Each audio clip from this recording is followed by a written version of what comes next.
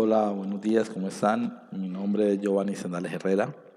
Soy estudiante del doctorado en Ciencias de la Educación de la Universidad Pedagógica Experimental Libertador de Venezuela. A continuación, voy a realizar una aproximación de la epísteme de las matemáticas. Inicialmente, trataré de acercarme al concepto de epistemología. Este proviene del griego episteme, que significa conocimiento, y logos, estudio, lo que se conoce también como teoría del conocimiento. El objeto de estudio de la epistemología es conocer los fundamentos y métodos del conocimiento científico, ya que este estudia la naturaleza, los preceptos y la validez del conocimiento.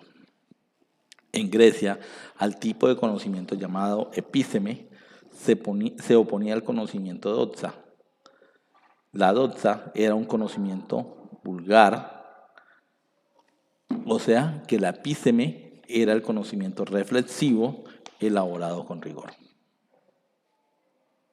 Lo que quiere decir que la epistemología es una de las principales áreas de la filosofía que se ocupa del conocimiento científico. Se conoce como teoría del conocimiento, según Moulinier, de una forma específica a lo que hoy se entiende por ciencia. La epistemología, como teoría del conocimiento, se ocupa de los problemas tales como las circunstancias históricas, psicológicas y sociológicas que llevan a la obtención del conocimiento y a criterios por los cuales se le justifica o invalida, así como la definición clara de los conceptos epistémicos más usuales tales como verdad, objetividad, realidad o justificación. La epistemología en la enseñanza de las matemáticas centra la atención sobre la mente del estudiante, en los procesos mentales y reflexivos psicológicos que ayudarán a comprender cómo es que estos adquieren el conocimiento matemático, a comprender qué es lo que sucede en sus mentes, con el propósito de conocer cuándo y cómo enseñar matemática. La epistemología en la didáctica de la matemática permite analizar los procesos mentales que se originan al estudiarse al momento de aprender la matemática, qué percepción poseen y a partir de esto formular estrategias para apuntalar y significar el proceso de enseñanza-aprendizaje. Ahora realizaré un breve análisis histórico de la matemática, pasando por alto algunos de los puntos más significativos de su evolución a través de un recorrido muy rápido de esta. Dentro de las civilizaciones más antiguas encontramos la de Egipto y la China. Estas culturas hicieron grandes aportes a la matemática, ya que ellos tuvieron su propio sistema de numeración con sus operaciones y también hacían o resolvían algunas situaciones, problemas referente a su época. Estas culturas fueron muy importantes e influyeron sobre otras gracias a las rutas comerciales que tenían con otras culturas. Otra cultura muy importante fueron los griegos, pues esta fue la primera civilización que tuvo una estructura a ciencia a partir de definiciones, axiomas y demostraciones. Entre sus exponentes más importantes tenemos a Tales de Mileto, a Pitágoras, a Demócrito, Euclides, Arquímedes, entre otros. Aquí podemos resaltar, por ejemplo, que Pitágoras dijo que para entender cómo funciona el mundo hay que estudiar los números.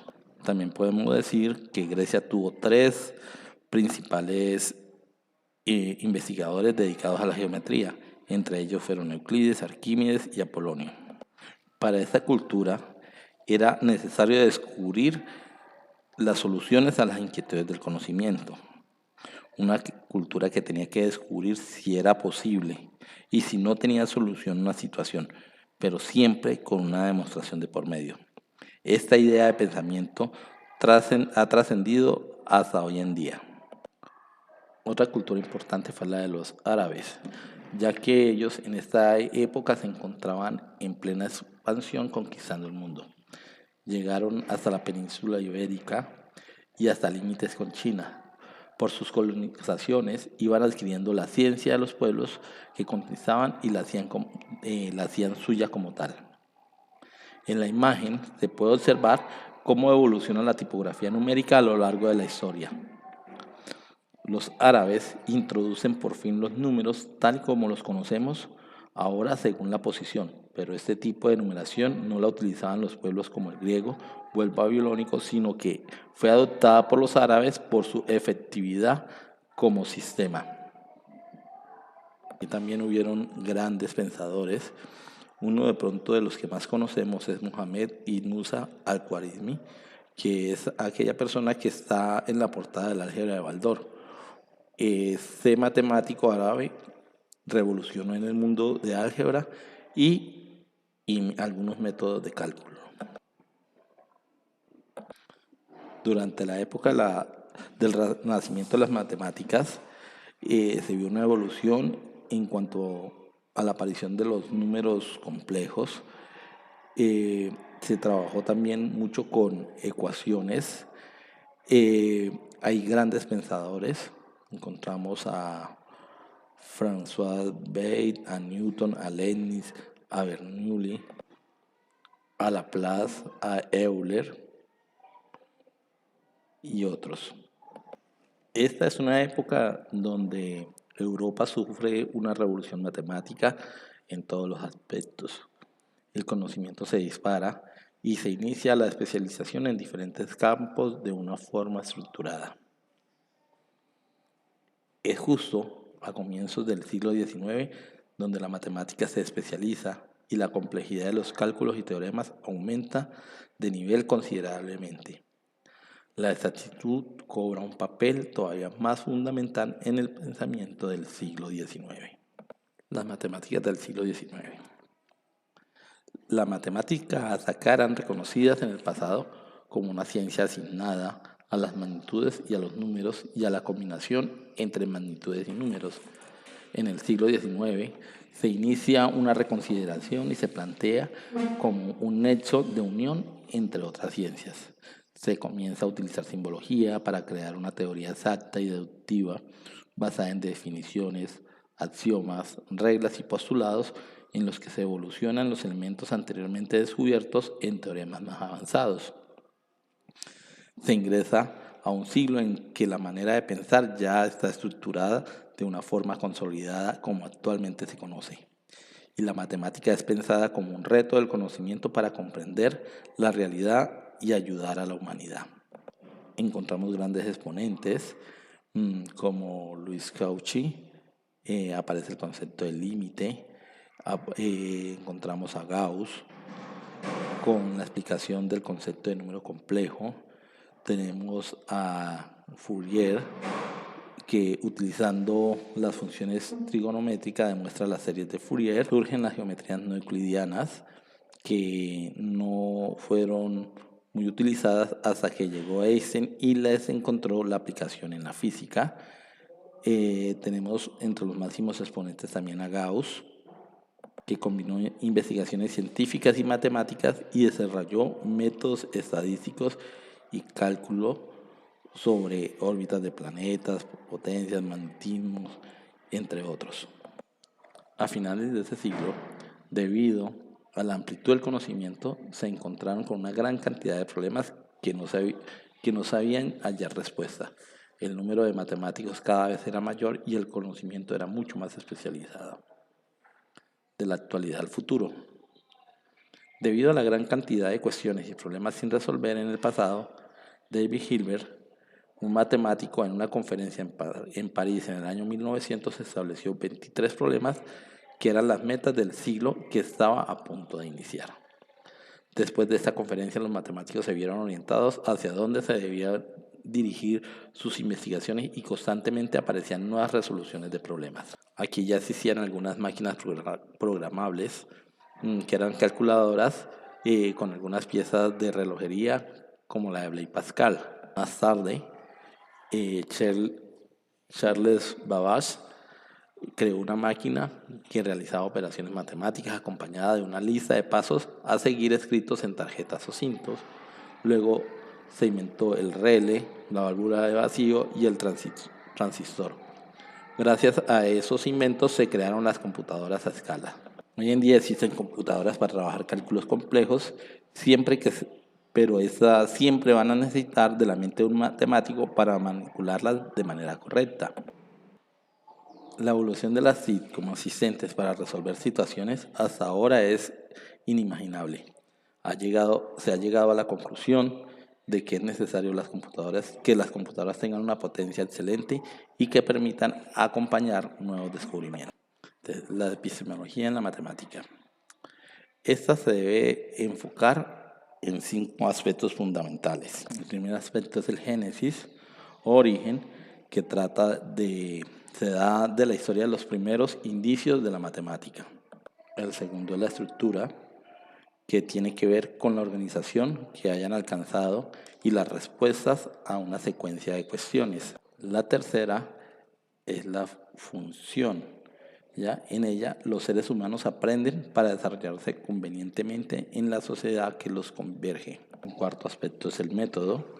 Desde diferentes puntos de vista, vamos indagando para conducir a la razón y para requisicionar con éxito en la filosofía y en las ciencias.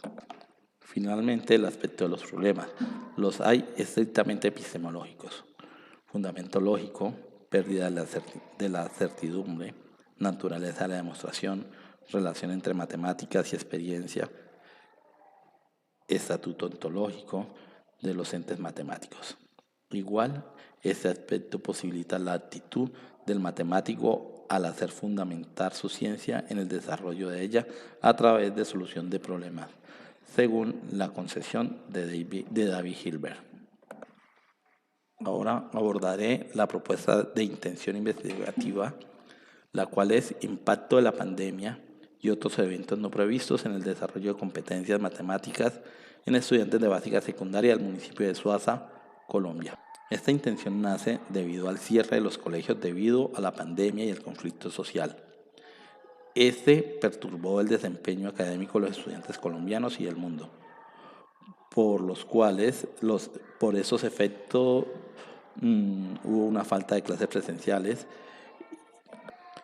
que causó unos efectos sobre la educación que son muy reales y tangibles, en especial de los más pobres que no tuvieron la posibilidad de tener mejor acceso a la educación virtual.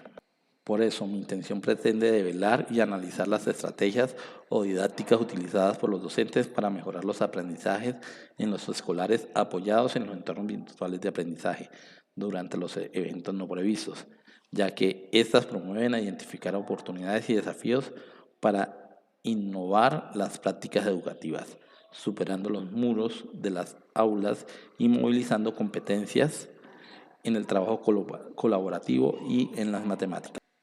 Por eso es muy importante reflexionar sobre el uso de la tecnología en la educación, especialmente ahora que estamos a punto de enfrentar nuevamente las aulas en la nueva normalidad.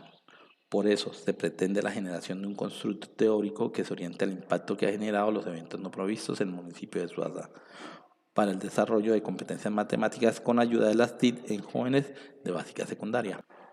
Por su parte, el Ministerio de Educación Nacional define competencias como el conjunto de conocimientos, actitudes y disposiciones y habilidades cognitivas, socioafectivas y comunicativas relacionadas entre sí para facilitar el desarrollo flexible y con sentido de una actividad en contextos relativamente nuevos y retadores.